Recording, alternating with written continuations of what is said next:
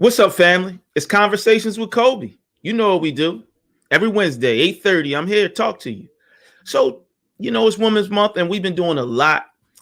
This is our third interview with a woman, and I always tell you how important women are to me, and have impacted my life and helped me become the man that I am. And so this week, we have an interesting woman who has her own perspective on what makes a good woman. But also we're going to talk about her journey to getting to that book and then discuss her book, because I think you're going to like it as much as I do. So now I'm not going to hold you too long. Today, I don't have any funny stories, maybe later though. But what I'm going to do is bring in Miss Stacy Lloyd. How are you today? I'm well, thank you. Thank you. Thanks for having me. You're welcome. And it's thank you for coming on. Yeah. So we're not going to get into the book yet. We want to get a little handle on who is Miss Stacy Lloyd. So I'm going to ask you, tell us a little bit about you growing up and who you are. Okay. Well, I grew up in Ohio, Springfield, Ohio, to be specific. It's in between Dayton and Columbus because we always have to give that disclaimer.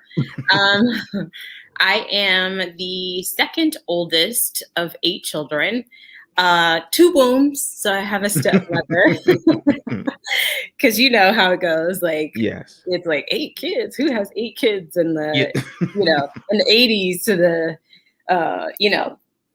80s and 90s, if you will. So, so my father is a preacher.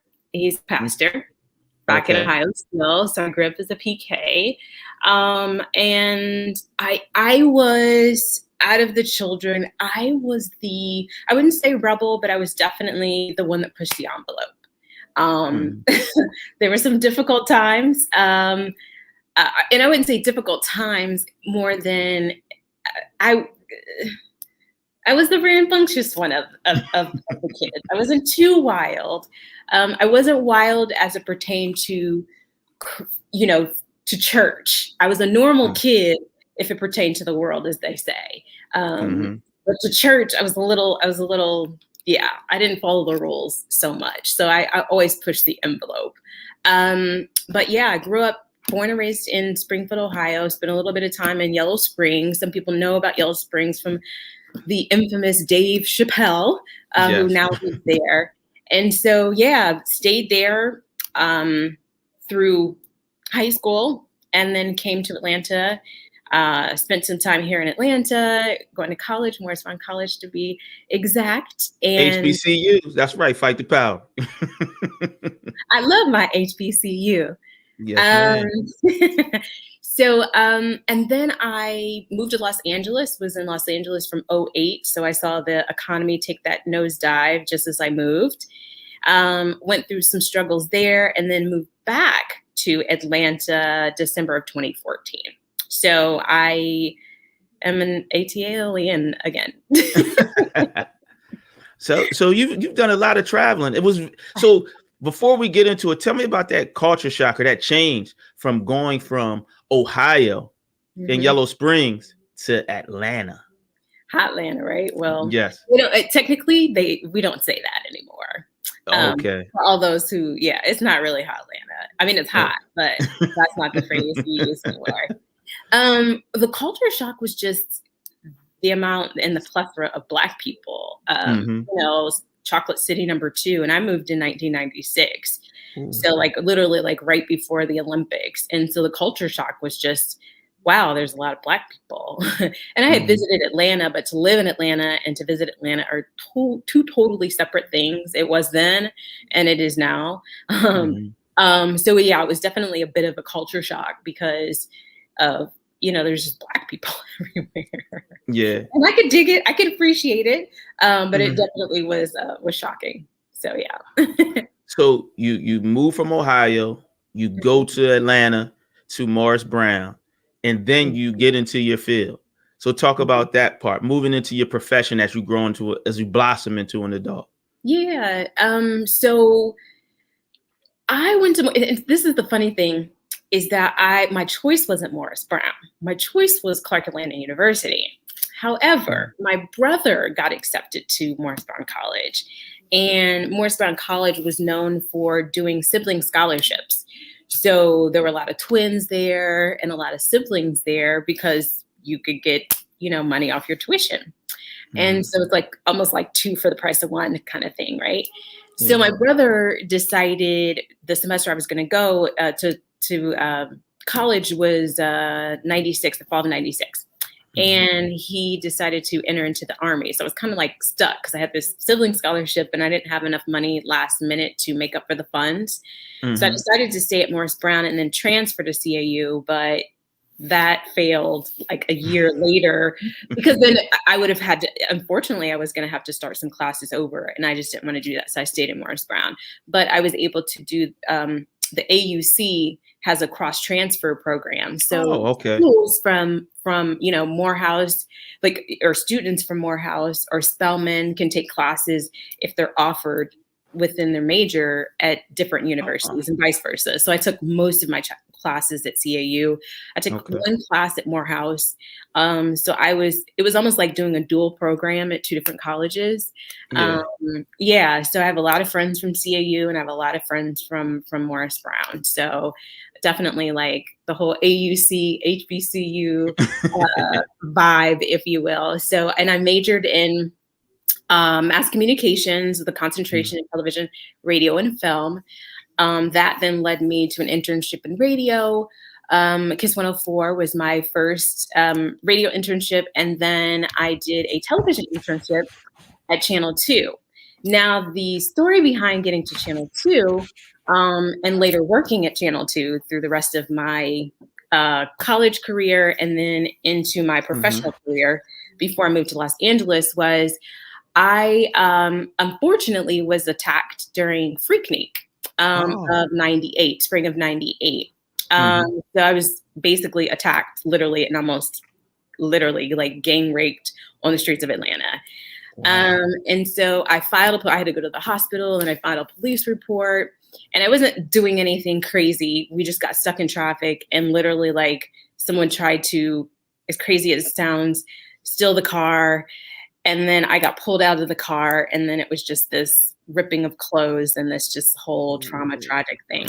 Wow. So I was not raped, but I was definitely sexually assaulted and just traumatized, of course. And there was just like a sea of people. So I filed a police report and one of the investigative reporters from Channel 2, who I'm still friends with, Mr. Mark Winnie, who is still actually there, did an investigative report because I wasn't the only female that was attacked during that weekend. And so he called me and asked to do an interview. So we did an interview and he did like a, two-part series or whatever on this story. And he said, hey, like, I know your major is mass communications. If you're ever interested in doing an internship, let me know. So that's what I did. And so I got the internship and I got the internship during Y2K. If those of you watching are old enough. So in 1999, I got an internship in the fall. And so I was adamant about getting a job and landing a job. I was still in college. And so I got a production gig. So I went to school during the day and then had a 3 to 11 shift in my field. So I was blessed enough to have that. Stayed there. Once I graduated college, so I had a job already. I didn't have those worries that most college students have of trying to land a gig. And so I then got hired. So I was like, okay, I'm over this. Because at that point, I was like a year and a half into being a production assistant. And I got hired as a public affairs coordinator. So I did all of the public service, all the community related things for the station. And I did that literally up until I left for Los Angeles in 2008. And then that part of my career took me then to E-News. So I did more news, just on the entertainment side. And and I did that. I worked at E-News up until the time I came back to Atlanta. Wow. So you were in news, you came home, and you talked about earlier in the show, you talked about you were there during the economic dive.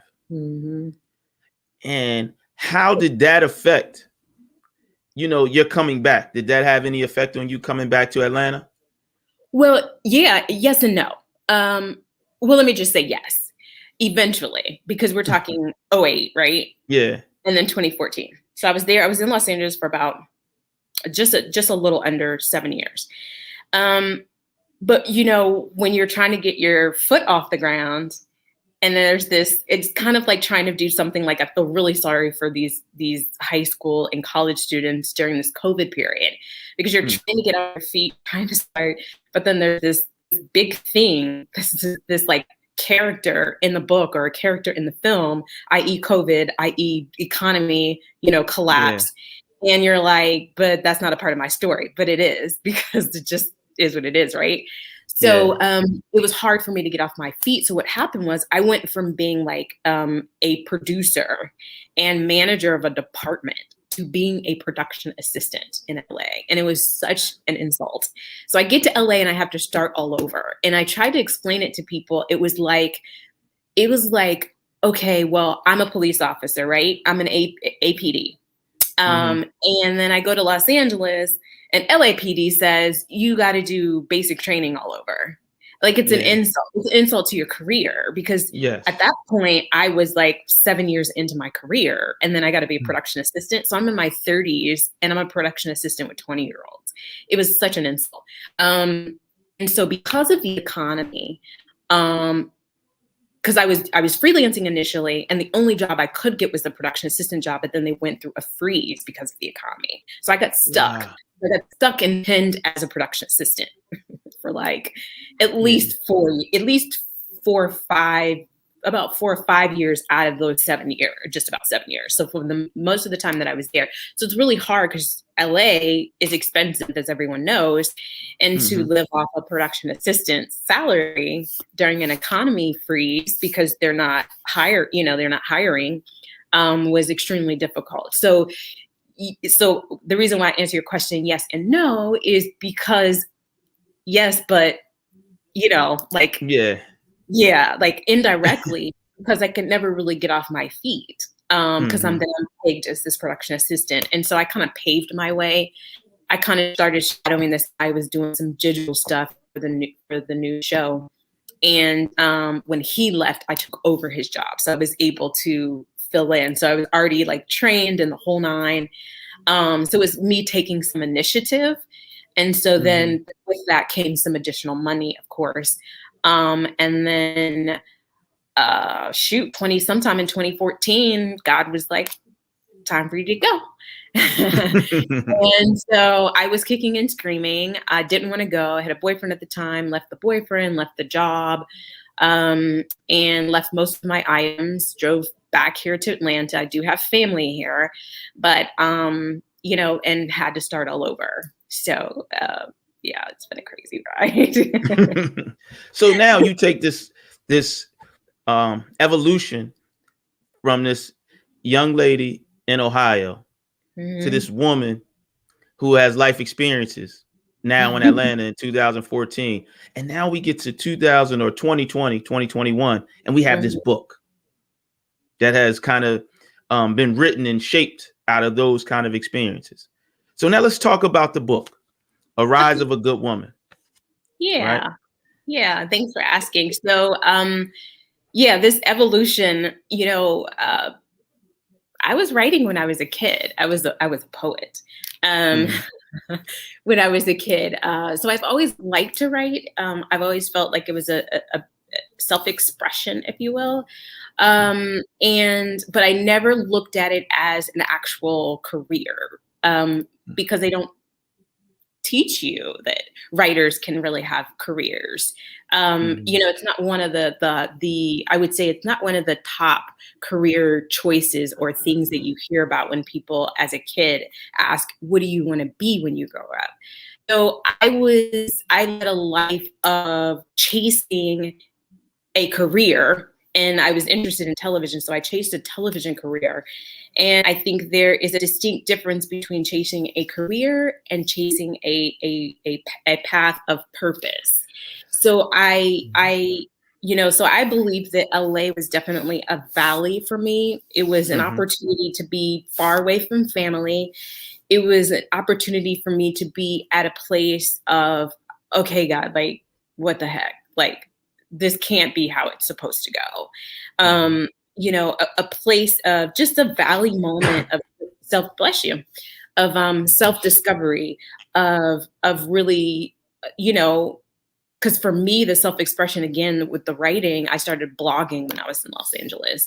So had I not been in a place of receiving or even trying to figure it out, like searching and doing all this soul searching, I would not have gotten to a point of writing, certainly not writing books. I figured, oh, I have an interesting life. Maybe I'll do a memoir later on in life. And so, it's like, okay, push that to the side for many years. But it's not something that I thought that I'd be doing, in my late 30s, early 40s. So to the book. So I started blogging when I was in Los Angeles as a way to motivate some clients and then just motivate people in general. And so when I got to Atlanta, I didn't have a job because I left everything. And so I was doing some freelance gigging. And in between that, just trying to just really figure things out and get settled, my sister had suggested, writing books because I was blogging and I was a good writer. So I prayed about it. And then my first book was a compilation of blogs, different subject matters, a little bit of poetry in between. And then that led to book number 2, then book number 3, and then book number 4, which is Rise. And Rise has a life of its own. I actually wrote that. I had no intention of writing it. The goal was to embody this woman. So I talk about in the book, I talk about the noble, good woman in Proverbs 31, verses 10 through 31. And so this was a quest for me to prepare for marriage. This was a quest for me to become whole. This was a quest for me to become good and just like really embody the qualities of this woman. And so when I read it, PK, right? I've read it many times before, okay? But I'm trying to read it as an adult, gain understanding, and apply it.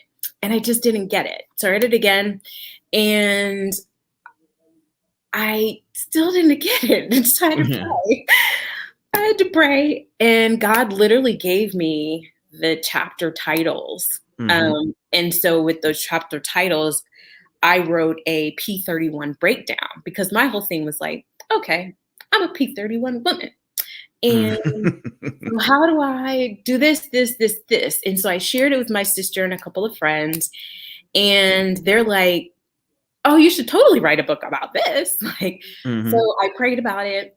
And then sure enough, it was a book. So this book took a little longer than the others to write because of the research, the just the resourceful information that's in there, from emergency preparedness to affirmations to sample prayers, to fitness and nutrition tips, setting the tone in your home, as a woman, ways to advance your husband. Because again, I'm not married yet, but everything's, the book or the chapters are based upon each verse. And so I just break those down. I give suggestions and tips. So, and then some principles. I talk about etiquette tips and hygiene and all that fun stuff. So that's how Rise came. It was basically my way of preparing for marriage. I figured, hey, I'm going to do my part and then God can do the rest. So at least I'm whole and complete within myself. I know who I am and whose I am. And then that way, all the rest will work itself out. Okay. So explain the title a little bit, Rise. Yeah. So it's an action word, right? So to rise means, you're here, and to rise is to elevate, right? And so the whole point is saying, hey, this good woman, right? That I believe, I mean, we can choose between good and evil, right? we're multifaceted here. We can choose the good side or we can choose the bad side. Some people would say, angel on one shoulder, the devil on the other shoulder. Let's choose the angel a lot more. So this is a call for that angel to rise. This is a call when you're in your day-to-day and you have a choice to do right, what you feel is right or what you're convicted to do, is right. Because I don't want to talk about what's bad. Let's talk about what's good, right? Changing the negative to positive. Let's just stay on the good side, right? And so this is a call for that to rise, for morals and etiquette and standards to rise, not for just the status quo or even just mediocrity. There's a chapter I talk about called "Be Excellent" in the book, and so it's all about elevating. It's levitate, levitate, levitate. I think that's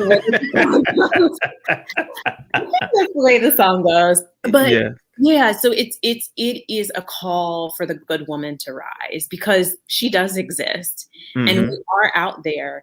It is just that we need to change the narrative. We need to change the conversation and we need to be the norm. So it's re-normalizing good. And so that was the reason why, because I'm talking about a good woman, right? But I knew for me, it's a call. It's a call for us to rise and to show ourselves. And to, I just think about some of the videos that I see and I feel like women are objectified and I feel like we're part of it. Like, I see ladies, doing twerking videos and the young ladies are patting the girls' bum and all this other stuff. And so, I think that it's not just men, it's women, and we perpetuate these not only images, but sometimes these stereotypes. We keep them going, and it's not to say that I'm saying don't twerk, right? Yeah, I'm saying don't record it. Yeah. I get it. Do we all have to see it? Like, I got you. I think that and this is a call for there to be just a different standard and to see more of, okay, well, where are the videos telling young ladies, that when they're wearing dresses or when they're out somewhere to make sure their legs are crossed at all times? Where are the videos that and the images that are showing class? And it's not saying you have to be a Stepford wife or you have to be like super stiff or anything like that. It's not saying you can't have, a couple holes in your ears or tattoos or anything like that. It's just saying that, hey, there are women out there who are good, who have standards, who have morals, and that we're exuding that goodness out to the world. And more importantly, God's goodness. I got you. And that makes sense. I want to come back to something you spoke about, and I want you to get a little deeper into it. Okay. You talked about being a career chaser. Okay. And then finding your purpose. So what helped you find your purpose? And especially what is the purpose your purpose in this book? Okay. You get what I'm saying? Yeah.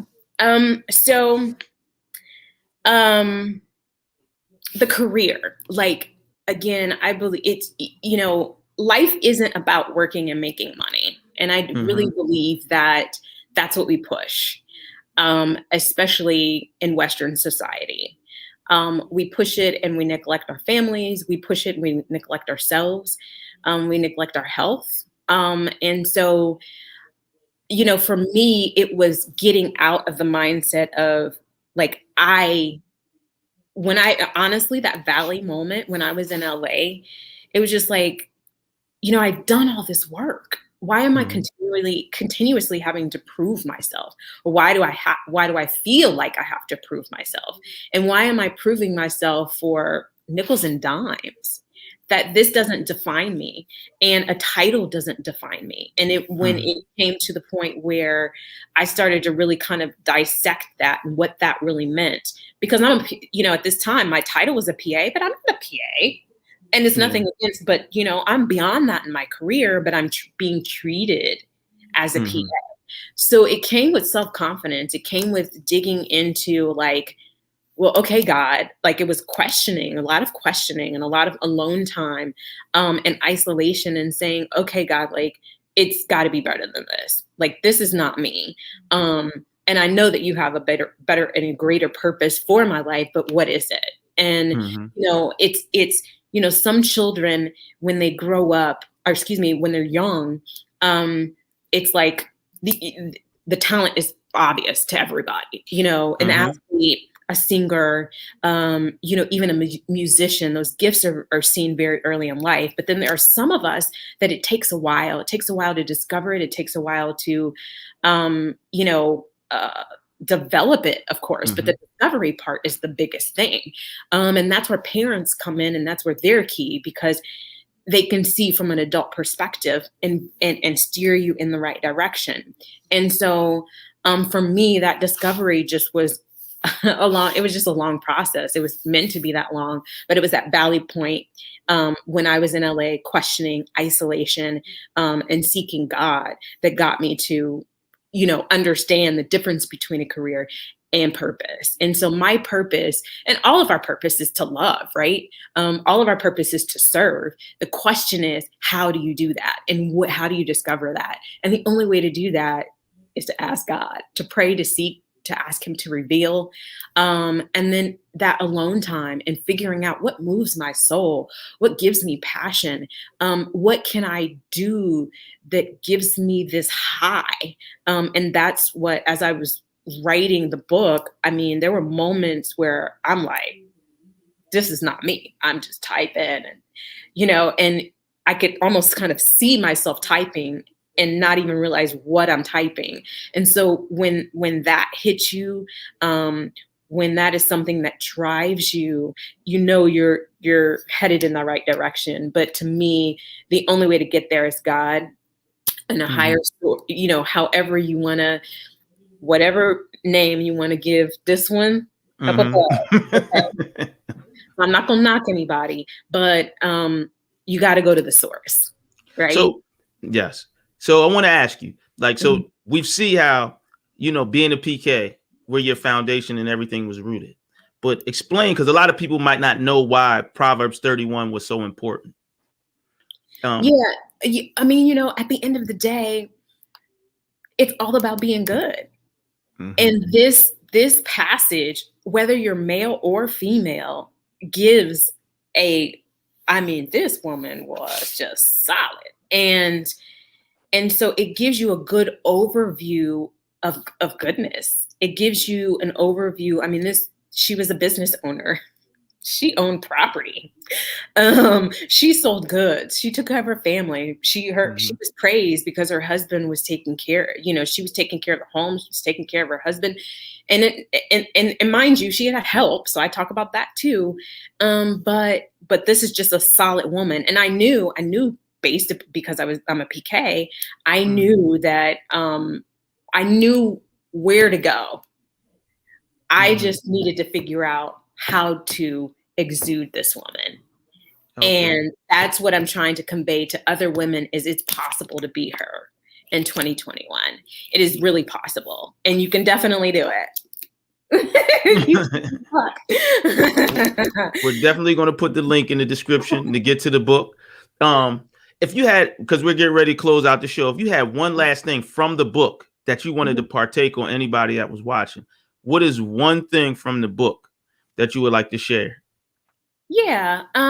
So I would have to, there's so much, but I would have to say the top thing is when you have your vertical relationship solid, then all your horizontal will take care of themselves. So, that's the biggest thing, is I want to say the 22nd chapter is, the 21st chapter, Bet on 21, talks about honoring God. And I believe that that's the key. And so that's the whole premise of it, is honoring God and being good. And that's what I would say if that was one thing. Awesome.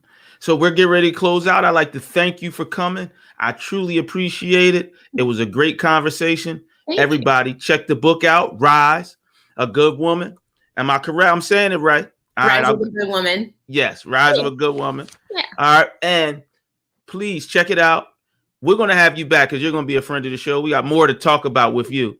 Thank you. I would like to say thanks again. I appreciate you. Everybody, have a beautiful, beautiful evening.